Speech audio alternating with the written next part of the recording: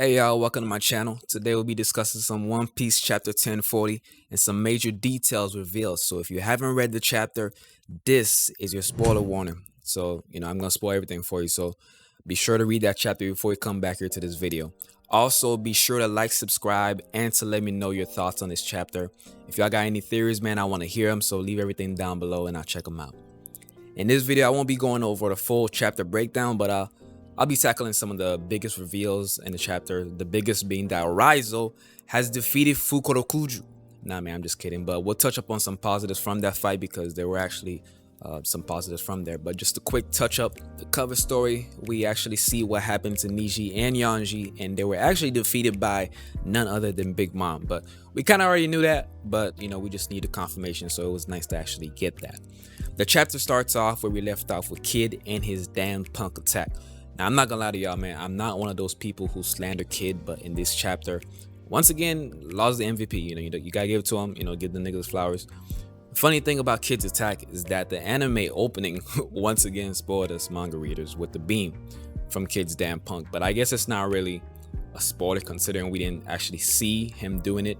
We just saw the beam. But anyways, after the attack, it seemingly does no damage to Big Mom. Actually, she's actually saying that it's tickling her.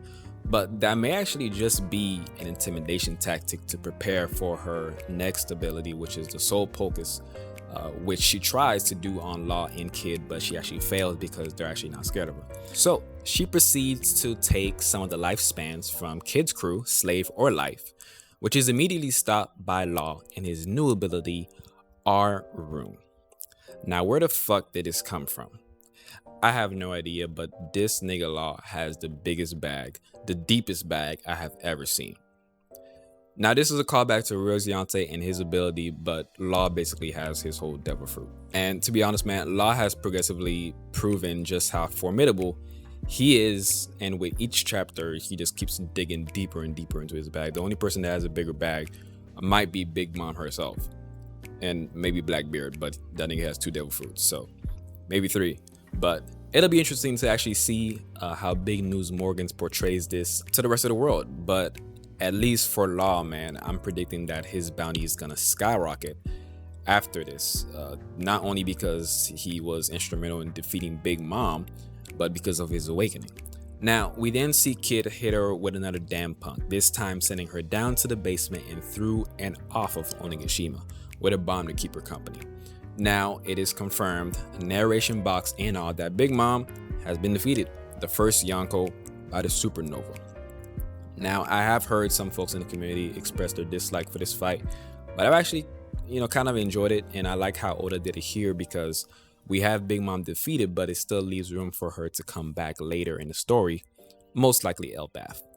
Now, what I found interesting in her defeat was her thought process, or rather her monologue to Go D. Roger and the start of the new pirate era, basically blaming him for the old generation having to deal with these new powerful pirates trying to take them from their thrones. But she's also contemplating if the One Piece is even real at this point, and she's asking if the One Piece is connected to Wano.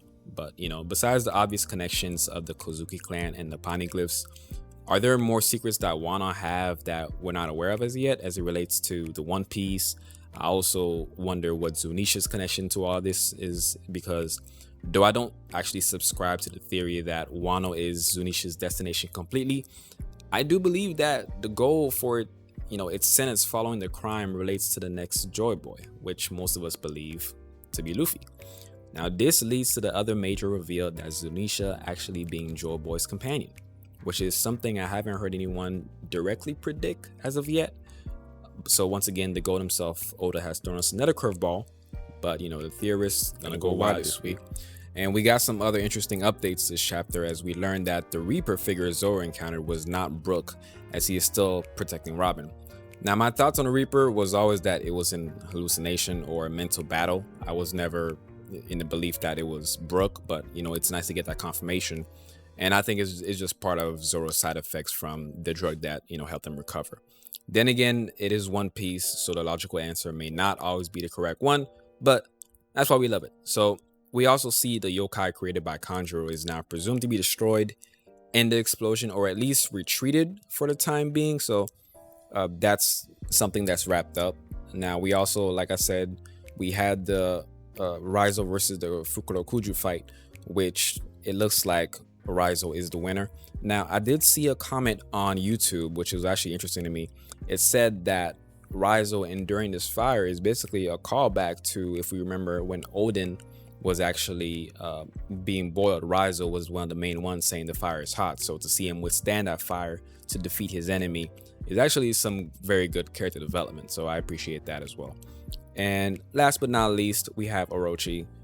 No new updates. He just fell over. He gonna get packed up anyway, so we already know that. But as for the overall chapter, man, I feel like it was a great chapter. Solid 8 out of 10 for the action, the lore that it gave us. Even though it was a small piece, Zunisha being confirmed a companion of Joy Boy opens up a lot of possibilities and theories for the Twitter warriors. Now, I'm not one of them, so y'all can have fun. But that's it for me, man. I appreciate y'all for stopping by and chilling with me today. Let me know your thoughts. Like I said, I wanted to hear y'all theories, man. What y'all thoughts on the chapter? Any predictions for 1041? And if this video was helpful to y'all, just let me know in the comments. With that being said, peace.